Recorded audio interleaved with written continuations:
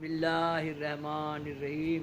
اب ذکر چلے گا داؤد علیہ السلام کا، کیسے کیسے اللہ تعالیٰ کامیاب داؤد علیہ السلام بکری چراتے تھے اور اللہ کا حمد پڑھتے تھے۔ میرے ساتھ پڑھنا سیکھیے، یہ بڑی ٹف اردو ہے، اچھی اردو والے اچھی اردو میں ڈالیے، ٹرانسلیٹ کیجیے۔ 19,000 زمانے بنی اسرائیل اور ہم پر حملہ کرے گا، بنی اسرائیل کوئی اس کے مقابلے میں آگے بڑھتے نہیں، یہ کہہ کر خود چاہا کہ اس مردود کے جا کے لڑے۔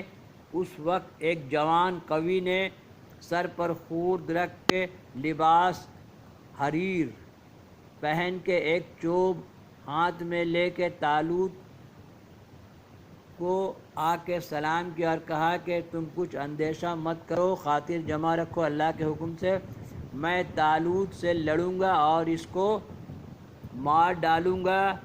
طالوت بولا تم کس قوم سے ہو اور تمہارا نام کیا ہے؟ وہ بولے میں بنی اسرائیل سے ہوں اور میرا نام داؤد ہے اور میری 6 بھائی ہیں آپ کے لشکر میں۔ اس نے کہا کہ تم نے کبھی اول میں لڑائی کی ہے؟ وہ بولے میں اکثر سباہ اور درندوں سے لڑا ہوں۔ اور 2 برادر ان کے طالوت کے پاس حاضر تھے، انہوں نے طالوت سے کہا کہ اے حضرت داؤد کبھی کسی سے لڑا نہیں، جو وہ کہتا ہے حضور میں محض غلط ہے، اس نے کبھی لڑائی نہیں دیکھی اور وہ جالوت پلید بڑا لڑنے والا ہے، جنگ آزمودہ ہے،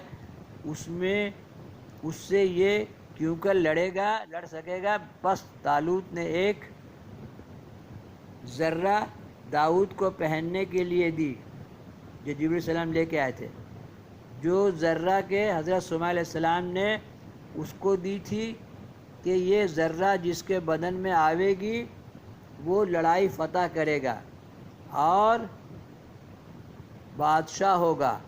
اور ایک روایت میں ہے کہ طالوت نے خواب دیکھا تھا کہ جس کے بدن میں یہ ذرہ موافق آوے گی اس کے ہاتھ سے طالوت مارا جائے گا۔ بہر صورت وہ ذرہ ہر ایک کو پہنا کے دیکھا، کسی کے بدن میں موافق نہ آئی، جب داؤد نے پہنی ان کے بدن میں ٹھیک آئی، تب طالوت نے ان کو کہا کہ تم جاؤ جنگاہ میں، جالوت پلید تمہارے ہاتھ سے مارا جائے گا۔ پس ان کے عہد مواعید کر کے وہ ذرہ پہن کر اور وہ 3 پتھر لشکر کے ساتھ آتے وقت جو راہ میں ملے تھے، انہوں نے کہا تھا کہ ہم کو اٹھا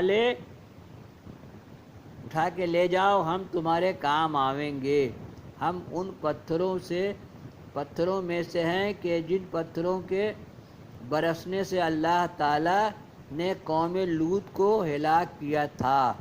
ان پتھروں کو لے کر داؤد معرکہ جنگ میں جالوت کے سامنے گئے۔ جالوت نے ان سے کہا کہ